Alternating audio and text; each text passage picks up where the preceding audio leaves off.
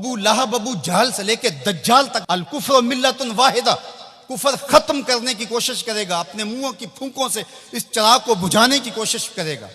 ये चिराग कभी आपको झिलमिलाता हुआ भी दिखाई देगा, लेकिन ये बात जहन में रख लो कि वल्लाहु मुतिम्मु नूरिही, अल्लाह इस नूर का इत्माम करेगा। अल्लाह अकबर। वलो करहल काफिरून, काफिरों का सब कुछ डूब जाए, इतना सरमाया लगाया, मुसलमान फिर उबर गए। मंगोलों ने क्या कुछ नहीं किया था, बगदाद को उजाड़ के रख दिया, दरियाए दजला का बंद तोड़ दिया, इंसानी खोपड़ियों के मीनार तामीर किए गए, 1.25 लाख लाशें तय खानों से हमने निकाली, और कोई नहीं कहता था कि मुसलमान अब दोबारा उठ पाएंगे। लेकिन है या योरश तातार के अफसाने से पासबां काबे को मिल गए सनम खाने से। इन्नल्लाह युय्यिदु हाज़द्दीन बियदिर रजुलिल फाजिर, अल्लाह बुरे लोगों से भी इस दीन का काम ले लेता है। वल्लाहु मुतिम्मु नूरिही, वो इस नूर को हर सूरत में पूरा करके दिखाएगा। यकीन का चिराग हमारे हाथ में थमा दिया। ये चिराग कभी भी आपके हाथ से नहीं छूटना चाहिए कि दीन गालिब होगा। वल्लज़ी अरसला रसूलहु बिल हुदा व दीनिल हक लियुज़हिरहु अला दीन कुल्लिह, अल्लाह ताला ने रसूल को हक और हिदायत के साथ मबूस इसलिए किया है कि तमाम अदियान पर दीन इस्लाम को गालिब करेगा। अगरचे मुशरिकीन को नापसंद हो, सारी उनकी मेहनत डूब जाएगी, सारी कमाई डूब जाएगी। इतना सरमाया किया, ये टेक्नोलॉजी के खड़े किए गए पहाड़, ये खरीदे गए गद्दार, ये कायनात के अंदर उनके आली दिमागों की मेहनत, दसीसा कारियां, फैलाए गए जाल, ये सब जाया हो गया। और इस्लाम जब उठता है तो फिर इस्लाम उठ के खड़ा हो जाता है। वल्लाहु मुतिम्मु नूरिही, अल्लाह अपने नूर को हर सूरत में उसका इत्माम करेगा। अब इत्माम दीन के लिए उसने हुजूर के गुलामों से काम लेना है। आप आए हो, धूप में भी बैठे हो, आज अहद करके जाओ कि हम इत्माम दीन की तहरीक में अमलन शरीक होंगे। अल्लाह अकबर। और वो किस तरह होगा? अल्लाह और उसके रसूल के साथ हमारा ताल्लुक अगर मजबूत होता है तो इत्माम दीन होगा। पहली बात जहन में रख लीजिएगा, दीन कभी भी मगलूब नहीं हुआ, दीन गालिब रहा। दलाइलो बराहीन की रोशनी में दीन हमेशा गालिब था। सियासी तौर पे हम मगलूब हुए और टेक्नोलॉजी में हम मगलूब हुए, मुख्तलिफ जगहों पे मुख्तलिफ ज़राए में हम मगलूब हुए, लेकिन अपनी फितरी सदाकत के एतबार से दीन कभी मगलूब नहीं हुआ। दीगर उन्वानात से हमारी मगलूबियत है। इस्लाम अपने फितरी मिजाज के साथ गालिब है। अल्लाह उसके रसूल के साथ हमारा ताल्लुक मजबूत होना चाहिए, सतही नहीं होना चाहिए, हमारा ताल्लुक मजबूत होना चाहिए। हमारी मोहब्बत नारों तक महदूद नहीं होनी चाहिए। हमारी मोहब्बत सिर्फ हमारे लिबास और हमारी वज़ाकता तक महदूद नहीं होनी चाहिए, बल्कि मोहब्बत रसूल का तकाजा ये है कि हमारी रूहें भी हुजूर की ग़ुलाम होनी चाहिए, हमारा जिस्म भी हुजूर का ग़ुलाम हो, हमारा तर्ज़ ज़िंदगी, अंदाज़ मुआशरत, उठना बैठना, रवैये, शादी ब्याह मरग, सब कुछ हुजूर की ग़ुलामी के सांचे में डली हो। दूसरा काम आपने जो करना है वो किताबुल्लाह से रब मजबूत करना है। जितना मजबूत रब्त कुरान से कायम होगा, उम्मत ऊपर चली जाएगी। सिर्फ नारों से नहीं, सिर्फ बातों से नहीं, मेरी गुफ्तगू से नहीं, इस इज्तिमा से नहीं, आपने कुरान से अपने रब्त को मजबूत करना है। कोई दिन आपका ना गुजरे कुरान के बगैर। हम अपने इबलाग को मुयस्सर बनाएं, और ये सिर्फ मुबल्लिगीन के लिए ही नहीं है, ये हर शख्स ज़िम्मेदार है कि वो हुजूर के दीन के मैसेज को आगे मुंतकिल करे। मुयस्सर तबलीग का अंदाज होगा तो असर अंदाज होगा। अगर तबलीग का अंदाज मुयस्सर नहीं है तो वो उल्टा नुकसान का सबब होगा। इखलाको किरदार की खूबसूरती हर सूरत के अंदर इस उम्मत को हासिल करनी होगी।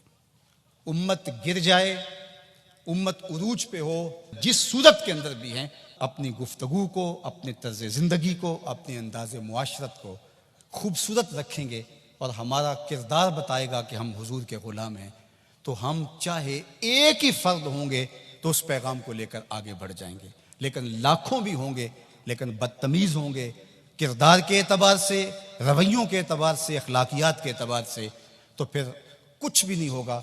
हम एक झाग की तरह होंगे। तालीम का नज़्म उम्मतों को खड़ा करता है और तालीम के ज़रिए से कौमें आगे बढ़ती हैं, और जहालत ही कौमों की बर्बादी का सबब और ज़रिया होता है। इसीलिए इदारतुल मुस्तफ़ा ने इस सेक्टर के अंदर ख़ास तौर पे अपने काम को आगे बढ़ाने का आगाज़ किया है, इसलिए कि मिंबर व महराब को अगर साले अफराद नसीब हो जाएं जो दीन की रूह के मुताबिक उन तक पैगाम पहुंचा सके, तो ये उम्मत खड़ा होते हुए देर नहीं लगेगी। इसी तरह दूसरा किरदार वालिदैन का है, तीसरा किरदार मुअल्लिमीन का है। उम्मत साजी के अमल में ये 3 किरदार इंतहाई अहम हैं। और चौथा किरदार दौरे मौजूद के अंदर मीडिया का है, जिससे हम सरे दस्त कोई तवक्को नहीं रख सकते। लेकिन ये 3 किरदार जो हैं ये इंतहाई अहम है, इन किरदारों को हमें संभालना पड़ेगा। गलबाए दीन का शौक़ जुनून की हद तक हमारे सीने में मौजूद होना चाहिए। लेकिन ये बात जहन में रखे कि अगर हम ये नहीं कर पाते तो हमारे ज़ुम्मे नहीं है, हमारे ज़ुम्मे जो है वो कोशिश और मेहनत करना है। जब इंसान ये तय कर लेता है कि ये मैंने करना ही करना है और वो नहीं हो पाता तो वो मायूस हो जाता है। इसलिए गलबा अगर हो जाता है तो ये बहुत अच्छी बात है। बल्कि मैंने ये बात कई दफ़ा कही है कि हमारा काम सफ़े सीधी करना है, अल्लाह इमाम को भेज देगा। लेकिन खुद अगर हम कहें कि हम इमाम बन के भी हमने बैठना है तो फिर घर का रास्ता भूल गए, हम घर जाने की जल्दी में फिर हम रास्ता भूल जाएंगे। इदारतुल मुस्तफ़ा एक मरबूत फ़िक्र का नाम है, इसके तयशुदा अहदाफ हैं। लेकिन ये बात जहन में रखिएगा कि हम एक तूफान सीने में रखने के बावजूद ऐसी जल्दबाजी कभी नहीं करेंगे जिससे हमारा रास्ता खोटा हो जाए। हम समझते हैं और इस वक्त जो दुख फैले हुए हैं, उम्मत जिस दर्द में मुब्तला है, एक वक्त था उस जमाने में हम भी कहते थे कोई शहर दे लोग भी जालिम ने, कोई सानू मरन दा शौक भी है। वो शौक़े फरामा मरने का सीने में मौजूद है। लेकिन आज मैं ये भी कहना चाहूँगा कि ए अश्क आहिस्ता बरेज के गम ज़्यादस्त, ए आंसुओं होले होले बरसो गम ज़्यादा हैं, ए शम्मा आहिस्ता बसोज के शब दराजस्त। रात बहुत लंबी है, रात बहुत तारीक है, इस शमा को बचा बचा के जलाना है, कहीं बुझ ना जाए ये चिराग और बाकी आधी रात अंधेरे में डूब जाए। अगर तुम चिराग हिदायत हो, अगर तुम्हारे दम से उजाले हैं, अगर तुम्हारी वजह से अल्लाह की मखलूक खैर की राहों को इख्तियार कर रही है, अगर तुम उम्मत की ज़रूरियात को समझने की सलाहियत रखते हो तो फिर होली होली जलो। इसलिए कि शब दराज़स्त, रात बहुत लंबी है, इसलिए होले होले आहिस्ता आहिस्ता मंजिल की तरफ बढ़ते जाओ। हाँ, उठने वाला कदम रहे मंजिल की तरफ, चींटी की चाल पे भी चलोगे तो मंजिल पे पहुंच जाओगे। उम्मत के तसव्वुर को हमेशा उजागर रखना, हुजूर की उम्मत बन के रहना। आप अपनी शनाख्त को, आपकी इलाकाई शनाख्त है, आपकी मसलकी शनाख्त है, आपकी ख़ानदानी शनाख्त है, आपकी जो भी शनाख्तें हैं उन शनाख्तों को बाकी रखो। मैं उन शनाख्तों का इनकार नहीं करता, लेकिन आपका तारुफ उम्मत के हवाले से आगे बढ़ना चाहिए।